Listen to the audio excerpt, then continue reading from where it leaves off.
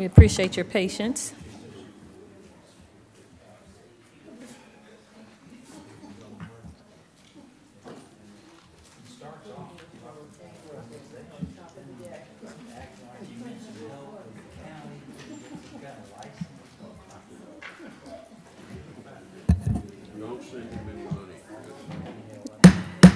We'll call to order the City of Douglasville's City Council Legislative Work Session for tonight, which is Thursday, April the 28th, 2022. We'll have our invocation done by the esteemed Pastor James Harper, Senior Pastor of First Presbyterian Church. I always say he's the voice of God. He has a, in my imagination. And after that, we'll have the Pledge of Allegiance, which will be led by Mayor Pro Tem Terry Miller. Please stand for the invocation. Thank you, Madam Mayor. It's good to be with y'all. Let's pray.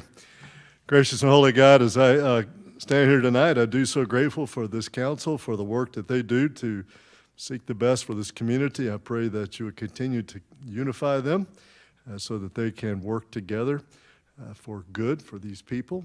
God, I just pray that your wisdom would be poured out upon them. I pray that they would know the joy you have in their faithful service to their neighbors. And I pray that us as the neighbors would be people who recognize with gratitude the work that they do, support them and encourage them, and just be united in our desire to seek your flourishing for the least among us and for the greatest among us. God, we are grateful for all that you've done for us. You've been generous to us, and we recognize that to whom much is given, much is expected, and so we dedicate ourselves to you this night. And we pray these things in Christ's name. Amen. Amen. To the flag of the United States of America and to the republic for which it stands, one nation, under God, indivisible, with liberty and justice for all. Thank you so much, Mayor Pro Tem, for leading us in the pledge, and thank you, Pastor Harper, for coming by. Please tell your wife and beautiful daughters we said hello. Congratulations to Bella and all of that for college, and you'll be a pawpaw soon, we think. Yeah, I know. Keep praying all these marriages you have. Okay, we do have a couple of presentations this evening, but I'll do the announcements first, and then we'll jump right into the agenda. I'd like to welcome you to the City of Douglasville City Council meeting. My name is Rochelle Robinson. I'm Mayor of the City of Douglasville. This is a work session where agenda items are presented for discussion only, and no action will be taken tonight. Action will be taken on these items discussed tonight, next Monday at 6 p.m. If the business you're here for is not listed as an agenda item, there will be ample time under the agenda item comments from citizens and delegates section for you to discuss your business. Just a few protocol items, and then we can get into the agenda. I ask that you would please keep your comments and presentations on a professional level, dealing with the facts that are important for this governing body to make our decisions. We'll ask that you would not say personal attack or individual on any individual or groups of individuals. You'll receive a warning from the chair, and if you deviate from this requirement, a second deviation will result in not you continuing to speak. We'll turn the microphone off. Only one person speaking at a time. Please do not applaud or react to speakers or speak from the audience, cheer, or carry on conversations during the meetings. They'll be disruptive while you're at the podium. I'll remind you that we're only required to accept public comments during the public hearings portion. If you have a cell phone or electronic device, we'll ask that you would please put those in silent mode or turn those off until after the meeting. This is how the agenda items will be handled. The committee chairperson will read the agenda item, then that person or representative for that agenda item will come forward. The applicant will present their presentation, and then myself and council members will possibly ask questions. There's a maximum time of 20 minutes for those in favor of the item and 20 minutes for those in opposition, and each person has 5 minutes to speak. Prior to coming to the podium, there are gift cards, not gift cards, but cards outside that you should fill out. I know, I wish it were gift cards, that you fill out and you bring that card to Ms. Acker, the city clerk to my right. Then you go to the podium, give your name and address, and then we'd love to hear from you. We need your name and address for the record.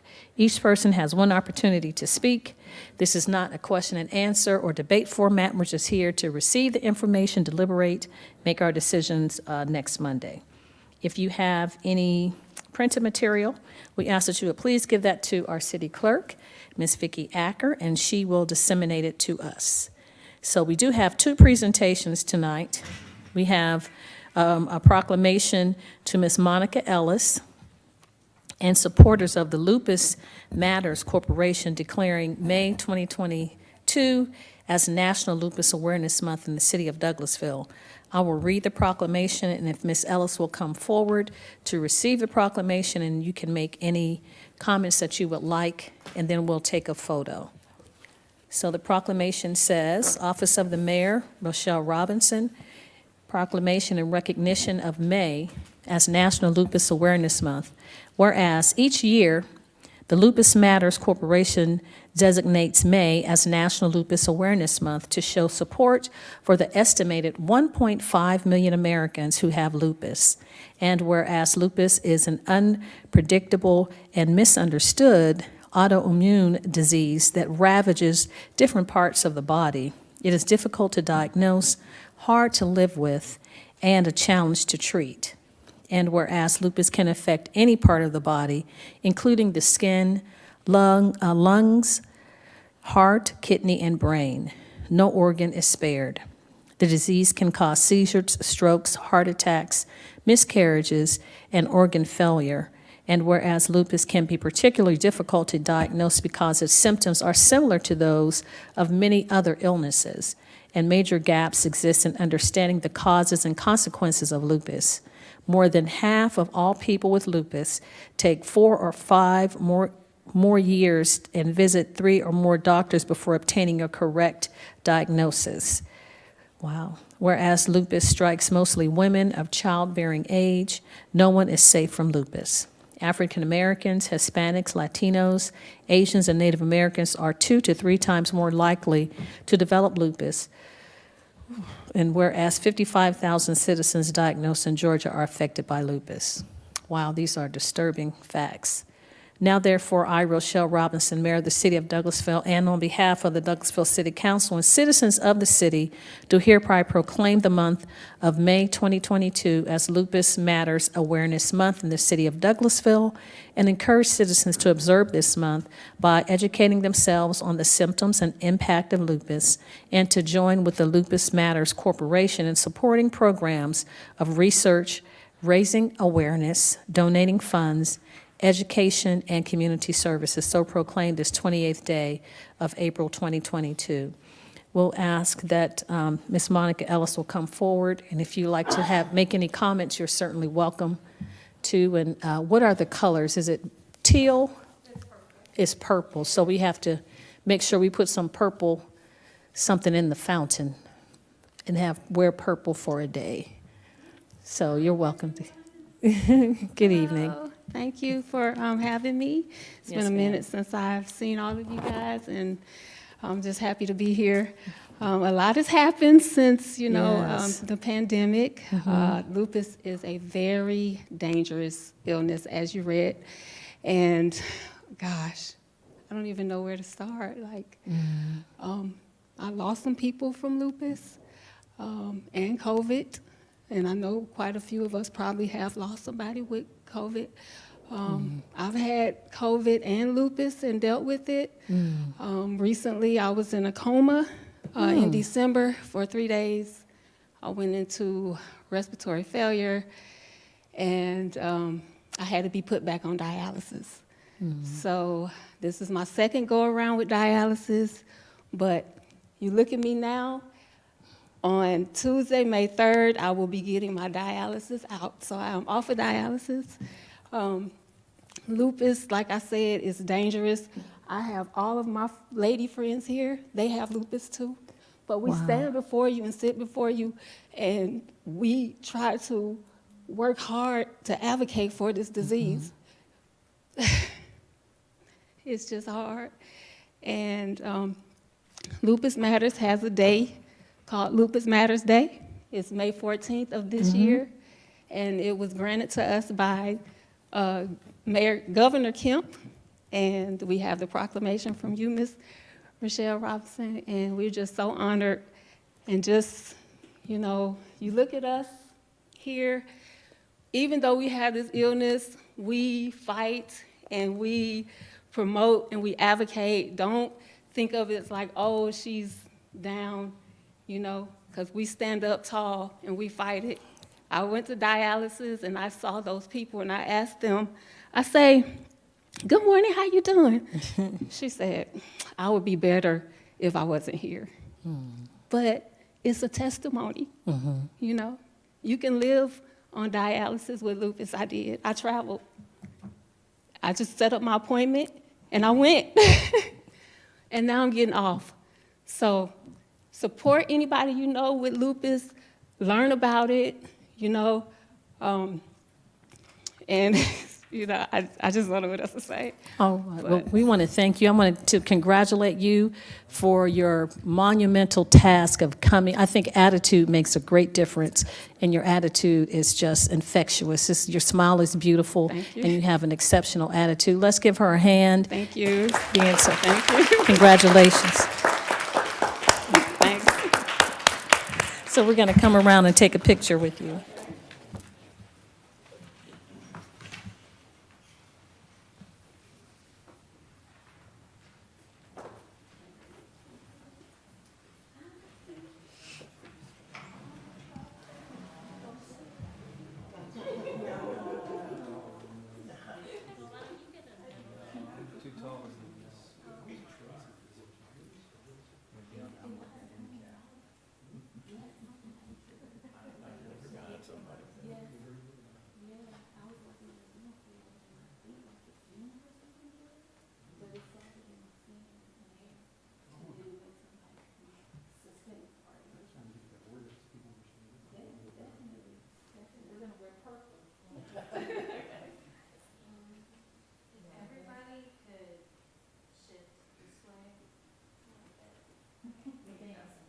Still see Sam behind me.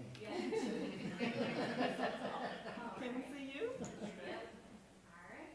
I want to take a couple on the count of 3. 1, 2, 3.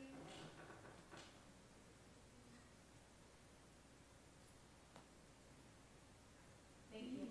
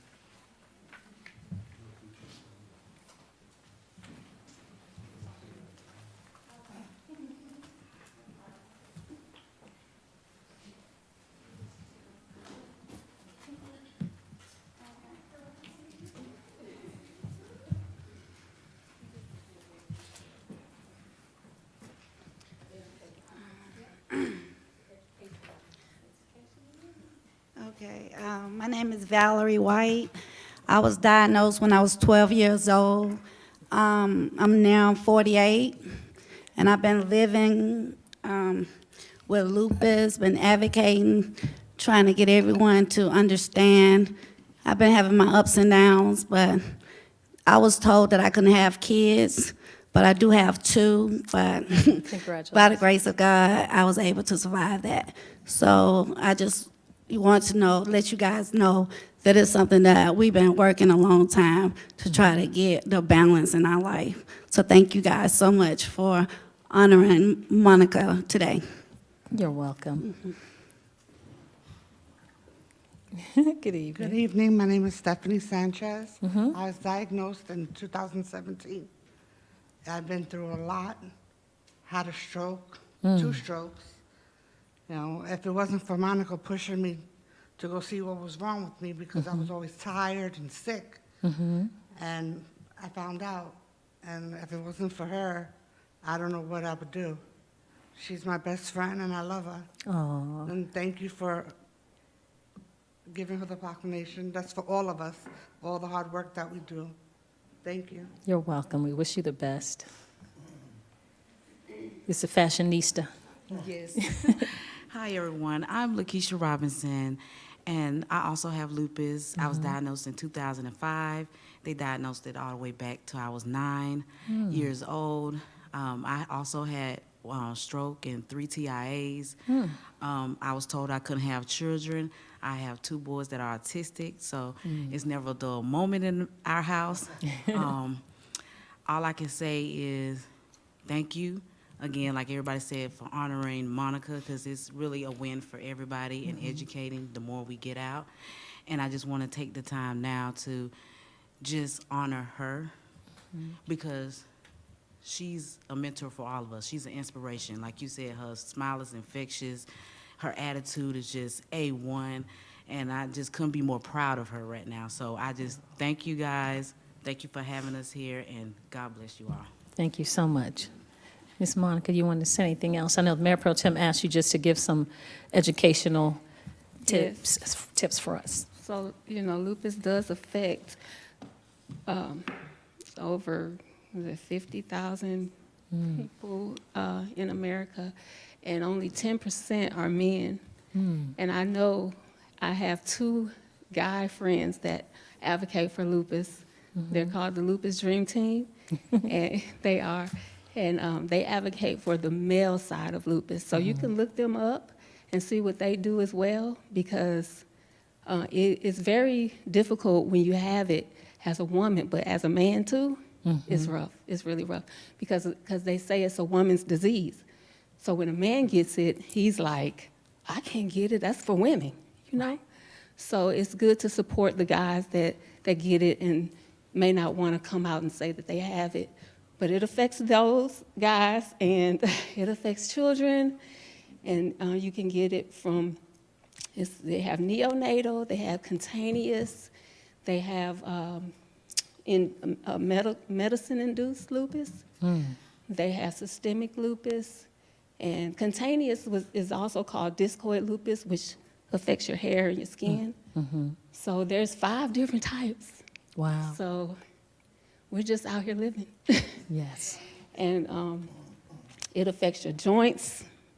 When it rains, it hurts. When your parents used to say, oh, my knees, it's the arthritis. That really happens. Wow. When it rains, our body aches really bad.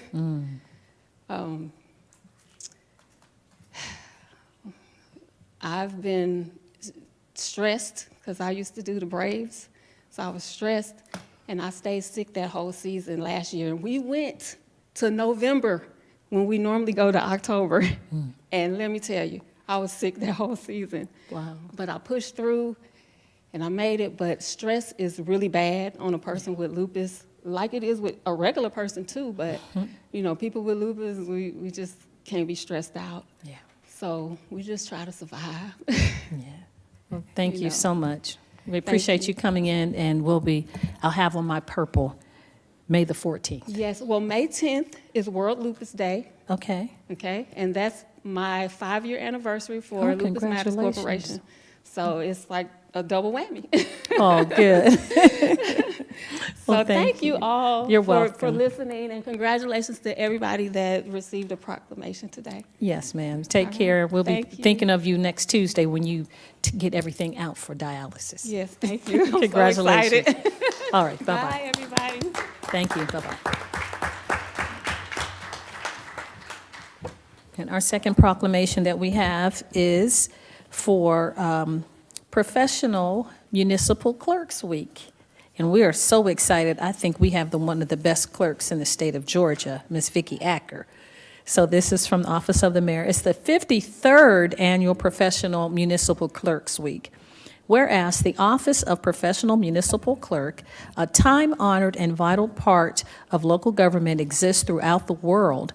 And whereas the Office of Professional Municipal Clerk is the oldest among public servants, and whereas the Office of Professional Municipal Clerk provides the professional link between the citizens, the local governing bodies, and agencies of government at other levels, and whereas professional municipal clerks have pledged to be ever mindful of their neutrality and impartiality, rendering equal service to all. Whereas the professional municipal clerk serves as the information center for functions of local government and community. Whereas professional municipal clerks continually strive to improve the administration of the affairs of the Office of Municipal Clerks through participation in educational programs, seminars, workshops, and the annual meetings of their state, county, and international professional organizations. whereas it is most appropriate that we recognize the accomplishments of the office of the professional municipal clerk. Now therefore, I, Rochelle Robinson, Mayor of the City of Douglasville, do hereby recognize the week of May 1st through May 7th, 2022, as Professional Municipal Clerks Week, and further extend appreciation to our professional municipal clerks, Mrs. Vicki Acker, City Clerk, and Mrs. Candace James, Assistant City Clerk, and to all professional municipal clerks for their vital services they perform and their exemplary dedication to the communities they represent. So proclaim this 28th day of April 2022. Let's give Ms. Vicki and Ms. Ms. Candace a hand. Ms. Vicki and Ms. Candace, you want to come forward? We appreciate you all so much. We just couldn't do it without you. If you all have one talk, you want to say something, Ms. Vicki? Ms. Candace? Yes, ma'am. Dear Mayor and elected officials, we'd like to thank you all for allowing us to go to all of the different classes to get our certifications so that we can stay up on what's going on in the local community. And so we just like to thank you all for that. Thank you, Ms. Vicki. Ms. Candace? Madam Mayor and council members, same with Ms. Vicki, it really is a privilege to be able to attend the clerks classes. There are lots of clerks in Georgia who aren't able to do so. So to have that education is very beneficial. So we definitely appreciate you all. And we really appreciate our peers as well for always making us feel appreciated. And of course, I appreciate Ms. Vicki. She is definitely a great city clerk. I learned so much every day. Thank you. I know. You all are like, you know, if you ever, Ms. Candace, maybe you didn't watch this, but the old Wizard of Oz, the man was behind the curtain and all this stuff was happening and he was moving the levers and he said, ignore the man behind the curtain. You guys are behind the curtain doing all the levers and making things happen, and we really appreciate you. So if you don't mind, Council, we can give Ms. Vicki and Ms. Candace a hand. Thank them. We'll come around and take a picture.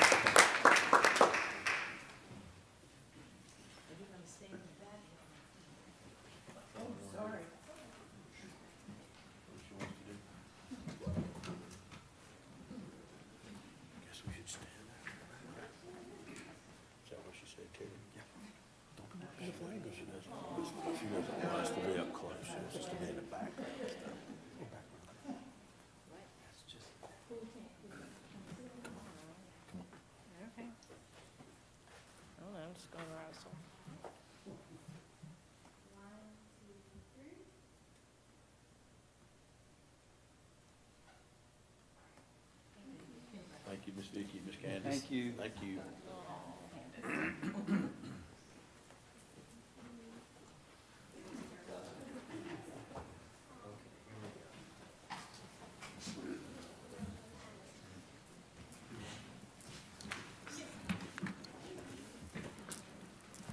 Thank you all for that. Now we will move on with the agenda.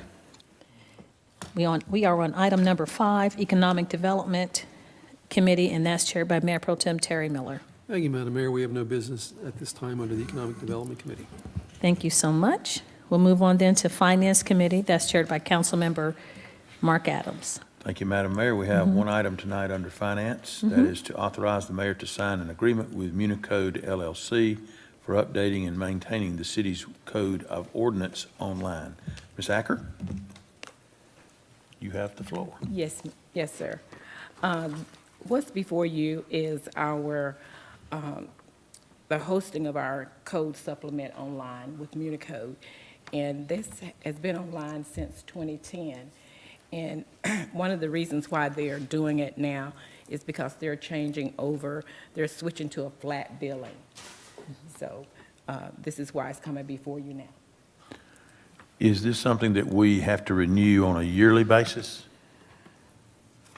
I think it's going to be, yes, for the first year, it's going to be a certain rate, and I believe it's annually, annually in July. Okay, I just seemed like I remember seeing some of this in years past, but we have been with them since 2010. 2010. Obviously, you're happy with it, or you would have kicked them to the curb, huh? Yes, sir, we are. That Councilman Adams. Okay. Questions, comments of council? Madam Mayor, anyone? You said kick them to the curb. Kick them to the All curb. right, now. No We're questions? excited No. about them switching it over to a flat billing because we know that there are going to be a lot of changes with the UDO. And so we won't have to be going from, all these expensive, it was $13,000 when we first did the UDO for those changes. So now if we go to this flat billing, the first year it's going to be a 20% discount, and it's going to be $5,236 for the first year. And then after that, it will be $6,546. So the amount mentioned there, the annual recurring supplemental services is $65.46. Yes. But our beginning is 20% less than that for the first year, right? Yes, sir. Okay. No questions, no comments? I'd like to place this on the consent agenda for Monday. Seeing that, Madam Mayor, I see a lot of heads nodding. That's all that we have under the Finance Committee tonight. Thank you. You're welcome. Thank you so much, Councilman Adams. We'll move on then to the next committee, which is Housing and Community Affairs, and our vice chair is Councilmember Mark Adams. We have no business tonight, Madam Mayor, under Housing and Community Affairs. Thank you, sir. Legislative and Intergovernmental Committee, chaired by Councilmember Samuel Davis. No business tonight, Madam Mayor. Thank you. You're welcome. Thank you, sir. Personnel and Organization Committee, chaired by Councilmember Chris Watts. Thank you, Madam Mayor. We have no business tonight under Personnel and Organization. Thank you, sir. Planning and Development Committee, chaired by Councilmember Mark Adams. Take note. I can't believe this. Development Committee has no business tonight, Madam Mayor. Wow, what? This must be a full moon. Public Improvement and Beautification Committee, chaired by Councilmember Nicole Miller. Thank you, Madam Mayor. We have no business tonight. Thank you, ma'am. Public Relations Committee, chaired by Councilmember Howard Estes. Thank you, Madam Mayor. I'm not going to break the streak. We have no business tonight. Thank you, sir. Public Safety Committee, chaired by Councilmember Samuel Davis. Yes, ma'am. Madam Mayor, we do have business tonight. Okay. We're going to authorize the mayor to sign an agreement with DJI Enterprise to activate Special Edition DJI Unmanned Aerial System product and authorize city staff to sign a support letter related to the agreement. Major J.R. Davison. Good evening, Mayor and Council. Good J.R. evening, Mayor Davidson, Davison. 2083 Fairburn Road. So we use DJI drones, and like most drone manufacturers, DJI prevents their drones from flying in certain areas, such as jails, amphitheaters, and things like that, using geofencing. So these are terms and conditions. They have a program for law enforcement, as well as firefighters, fire departments, they basically turn off that in our drones so that we can fly in areas that we need to. Okay, Mayor and Council. I do have a question. You're educating me. I didn't know that so drones aren't supposed to fly in those areas that you just mentioned? Correct. This is, the companies actually prevent, when they sell drones, it's built into the software. So if you try and fly over a jail, the drone will just stop because drones have been used to drop things into jails to prisoners and stuff like that. And they do the same thing for amphitheaters, stadiums, and such. Airports too, right? I don't know what those airports are off limits, aren't they? Yeah, certain airspace around airports for a certain distance. Anyone else? Watts, Councilman Watts? Thank you, Councilman Davis. How many personnel do we have that are trained, that fly the drones? What goes into them being able to fly? I know there's some training. They have to have a license. I was just curious about the folks that are operating the drones. So we have 7 pilots. 7, okay. And we do a basic training program for them at the department, and then they get ongoing training, and then they also get a Part 107 license. It's issued by the FAA. It's a test you have to take. Yeah. I was looking over the contract and everything. It looks like the company pretty well covers themselves. It doesn't look like they take a whole lot of responsibility for anything that might occur. But I guess that's standard in these type things. But, correct. That was definitely their intent. Yeah, I got you. All right. Thank you. That's all. Thank you, Councilman. Thank you. Thank you, Mr. Chairman. Major Davidson, so not knowing, or is this not something that we would have or should have had released to us when we purchased the drones. I mean, we had limitations as to where they could be used, even though we are a municipality and a police department. It's not automatic that they do away with those limitations for the police department. So there is a way currently up until recently that you can, on an individual basis, we can go in and have them deactivate it, but it's only like per flight. Okay. This program allows us to just turn it off completely, so we can skip that step. It's another 10, 15, 20 minutes before we can take off. I see. I understand. Thank you. That's all, Mr. Chairman. Thank you. Okay. Councilman Miller? Quick question, how many drones do we have? We have 4. 4, okay. Thank you. Okay, anyone else? If not, Madam Mayor, I'd like to put this on the consent agenda for Monday.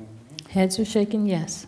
Yes, ma'am. Thank you. That's all I have, Madam Mayor. Thank you. Thank you, JR. Thank you. Thank you, Major Davidson. We'll move on then to Recreation, Culture, and Tourism Committee, chaired by Councilmember Chris Watts. Thank you, Madam Mayor. We have one item tonight, adopt a resolution declaring May 1st through the 7th, 2022 as National Travel and Tourism Week in the City of Douglasville, and Ms. Rosado will handle this. Good afternoon, Mayor and Council. Samantha Rosado, 12385 Veterans Memorial Highway. Before you is a resolution to adopt or to declare next week, May 1st through 7th, as National Travel and Tourism Week. This year's theme is the future of travel, and we have a week-long celebration to promote travel and tourism. So to start it off on Monday, May 2nd, May 2nd through May 6th, we're actually opening up the Welcome Center standard hours from 8 to 5, but we're actually giving free popsicles to the visitors. So we're encouraging them to pop on into the Welcome Center, ask us questions about attractions, events, things to do, and so to have that engaging conversation with them. And so we're enticing them with popsicles from May 2nd through 6th. May 3rd, we're having a travel rally here at 9 a.m. at the Conference Center. That'll be an hour event where we'll talk about the economic impact of travel and tourism in our community and what the next steps are looking like for the community.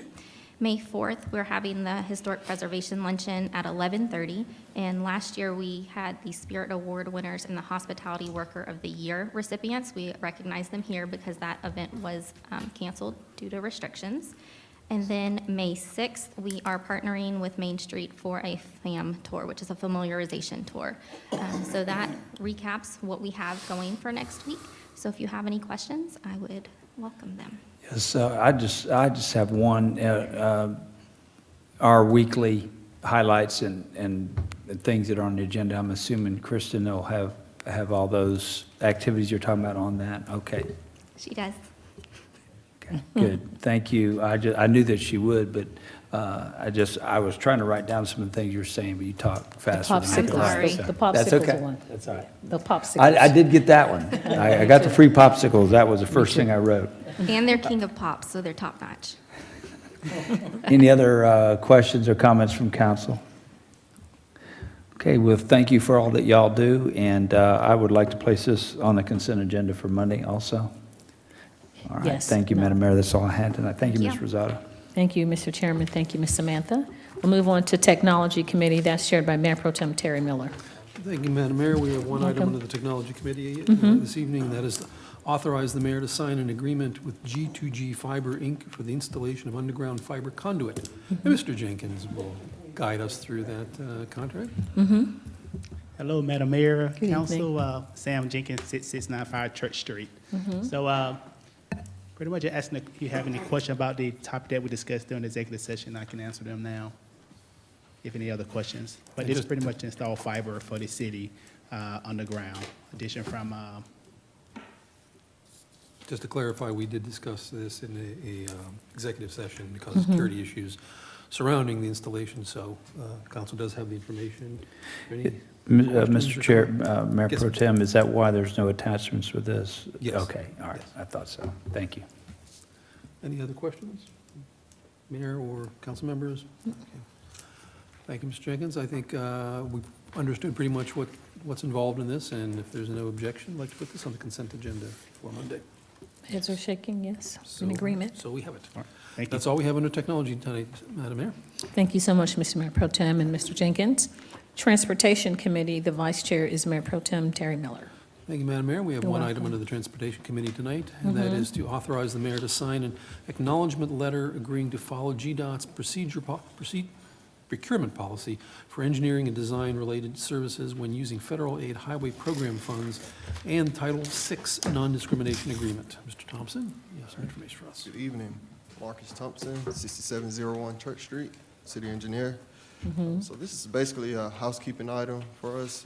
GDOT uses the local administered projects, better known as LAP or LAP, recertification process to determine if local public agencies will remain qualified to administer federal aid projects. So as you may be aware, each local agency is required to recertify every 3 years, and of course this is our year. Before the city can submit the recertification application, we must acknowledge and agree to GDOT's Title VI program guidelines and their procurement policy as shown in attachments before you. Are there any questions or concerns that you may have? I had one question, and I can't find it now. There was some kind of committee or something that has to be put together that makes sure that we're following all their guidelines. Is that locally, or do you know what I'm talking about? I was looking through it, and I can't find it now. I'll keep looking while somebody else talks. I had a question as well, Mr. Vice Chair. Mr. Thompson, is this DBE? Do you know what I'm talking about? No, City Manager? No, ma'am. The Georgia Department of Transportation has done this for a long time, so this is probably prior to any DE&I efforts that any local government has done. We've probably been signing this agreement for at least the last 15, close to 20 years. Okay. Mr. Chair, I found what I was looking for. It's on page 5, number 3, establish a civil rights unit and designate a coordinator who is a responsible position in the organization. Anyway, what's that all about? Is that something that GDOT does, or is that something we have to do to? Whomever is our designated person that we utilize for engineering, that is that person. So that is the person that's responsible for any funding that we would receive from the federal government, that it would qualify under this program. I believe we have to have an employee that's certified. That's correct. And that they would fall under that category. Okay. And is that?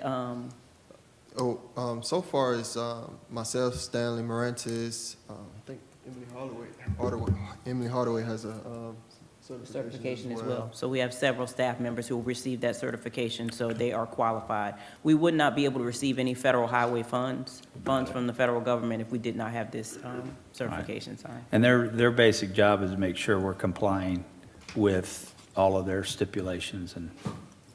Yes, sir. Okay, thank you. Thank you. Councilman Watts, any other questions, Madam Mayor, Council? It seems to be pretty routine procedure, is something we do every year, over that. In spite of the complicated language, if there's no objections, I'd like to put this on the consent agenda and relegate Monday's evening to about a 5-minute session if possible. Amen. So moved, and thank you, Madam Mayor. That's all we have under the Transportation Committee this time. Thank you. Thank you so much, Mr. Mayor Pro Tem.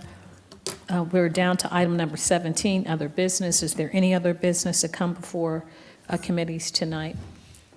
Legislative work session.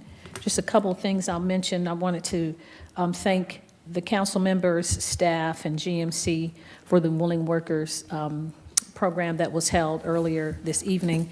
The reopening of Willing Workers Park is absolutely beautiful. The chair, Coach Watts of Recreation, Culture, and Tourism, actually walked the field. He walked around in the walking trail. So he said it was really nice. So we thank everyone that came out, and staff, we appreciate all of your hard work. The chief had a Youth Against Violence graduation this past Saturday that I attended, and it was a community yard, what was it? Yard sale, community yard sale. Very well attended. That was nice. I did cleanup with a new fraternity, Kappa Alpha Psi, not new fraternity, but Kappa Alpha Psi adopted a new street, Concourse Parkway, with Keep Douglasville Beautiful program in Chan Weeks, and there was a lot of trash that was picked up. I can't believe that many people throw stuff out, but so that was well attended. The farmers market starts Does it start next Tuesday? Yeah, next Tuesday or Wednesday, one of those days. I'm counting down the days and the hours for the farmer's market. So we're excited. It's over there in the parking lot of the old, used to be police station. Mr. Thompson, we had a couple of questions during committees that we talked about in between committee meetings as far as Church Street, and there were some openings in the street in the concrete. Is that, we thought maybe it was underground utilities, or could you address that for us to let us know what's going on?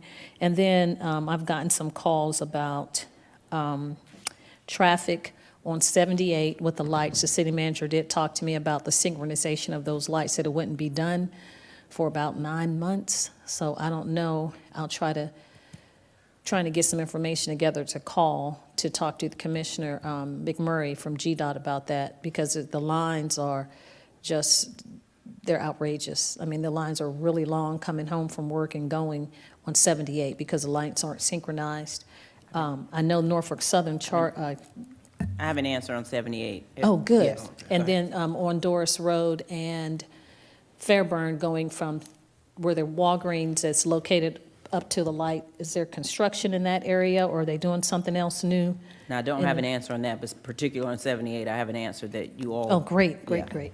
Okay, so we'll start with Church Street. I'm sorry, I did 3 transportations and 1 engineering. So right in front of the new proposed amphitheater town green are 2 areas where your tires are jumping down in there. Yeah, so basically it's Ray Land. They're performing some underground utility work. And that work is basically for them to provide like the tap-in connections to existing water line structures that's underneath Church Street. So it's basically them installing new proposed water lines and sanitary sewer lines.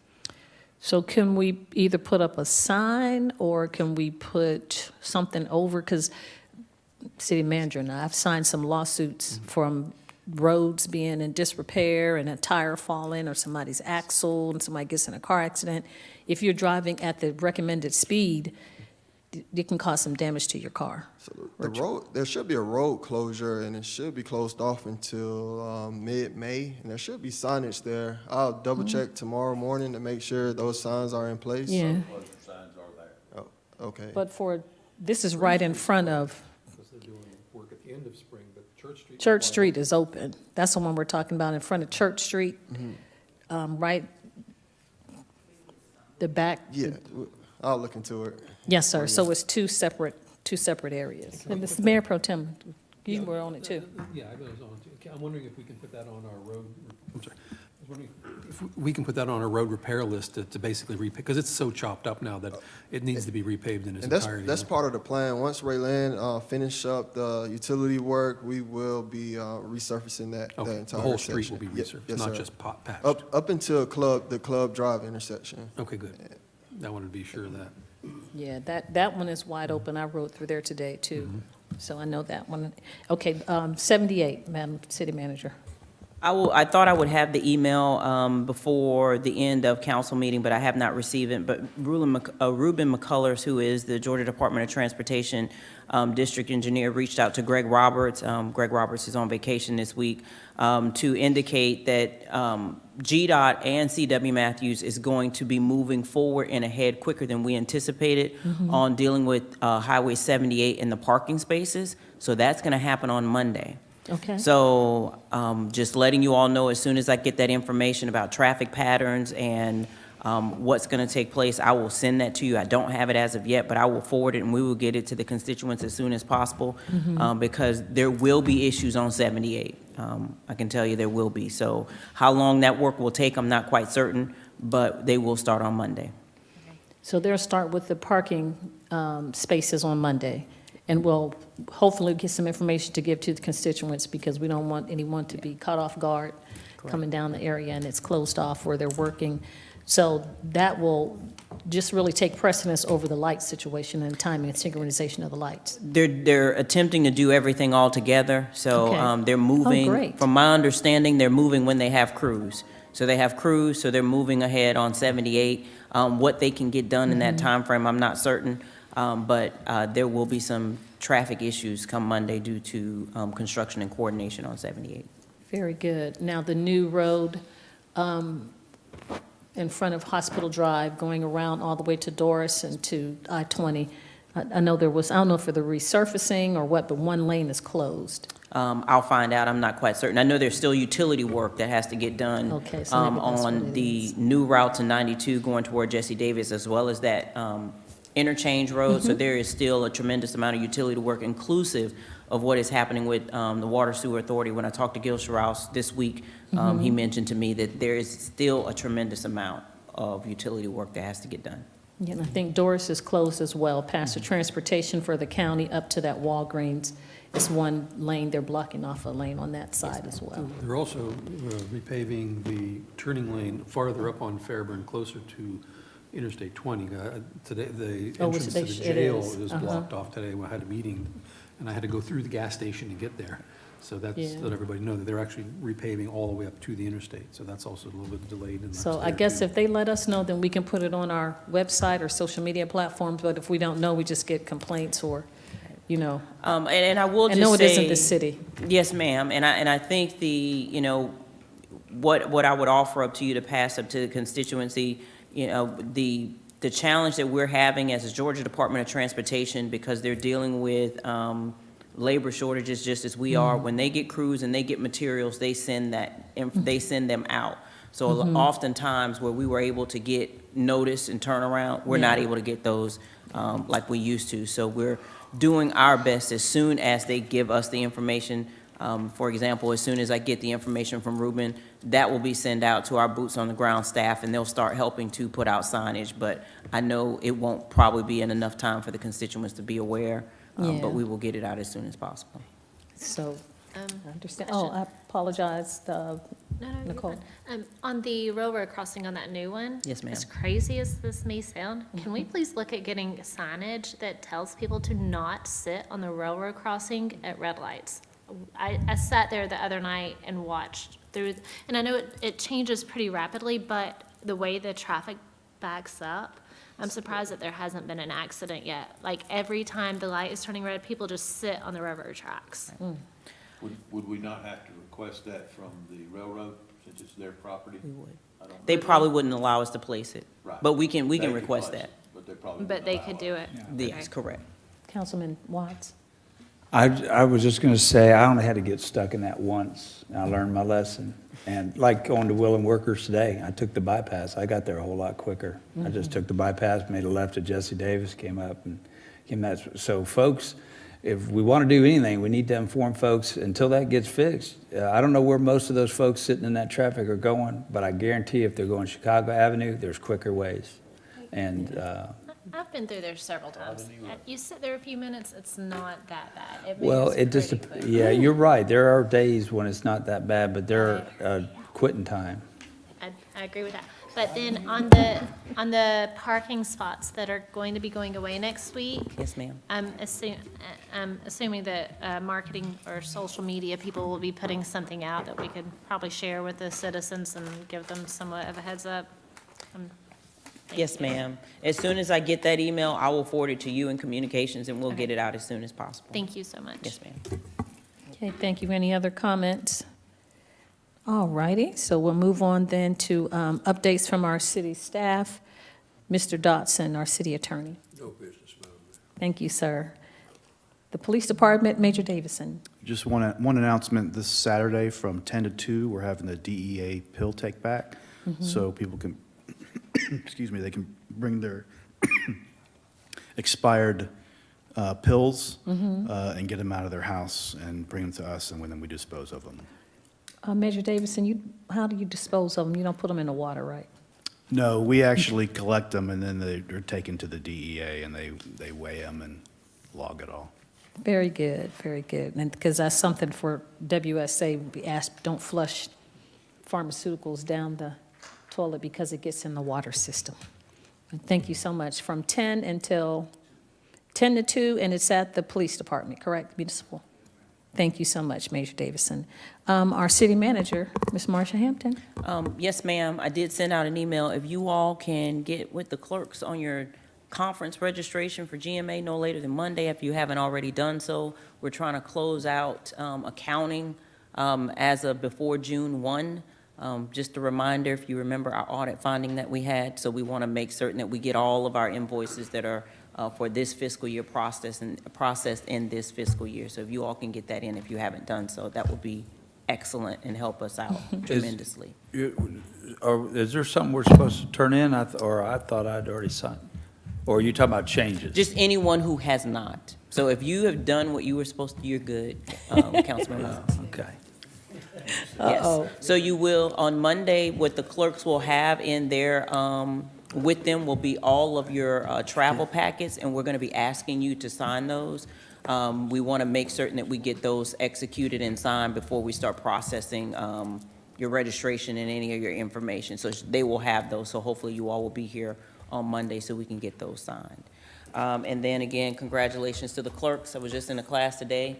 It reminded staff, you can do without a city manager, but cities and counties have to have a clerk. I know, that's right. Ms. Candace said one of the most confusing calls she gets, she's always having people ask, where can they come to her office to get married? Send them to the city manager. No. So she says, wrong clerk, not this clerk. That's cute. But definitely congratulations to them, and that's all I have, Madam Mayor. Thank you so much, City Manager. Now, there's the opportunity for citizens, if anyone wants to stay in the meeting and wants to come forward, you have 5 minutes to address us, citizens and delegates. We don't have any. Not having any other business, this meeting is adjourned.